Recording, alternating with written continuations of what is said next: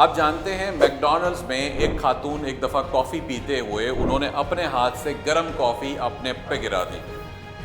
अब गलती अपनी, गिराई खुद, लॉ सूट कर दिया मैकडॉनल्ड्स पे और बहुत बड़ा एक सम ऑफ मनी उन्होंने जीत लिया जस्ट बिकॉज कि जी वो ग्लास जिसके अंदर दी गई थी coffee, it was not that reliable और strong enough to carry the coffee, the गर्म कॉफ़ी। कहने का मकसद ये है कि अमेजॉन लायबिलिटी इंश्योरेंस अक्सर हमारे सेलर्स पाकिस्तान के परेशान हो जाते हैं कि जी मैं क्यों $300 का खामखा खर्चा करूं।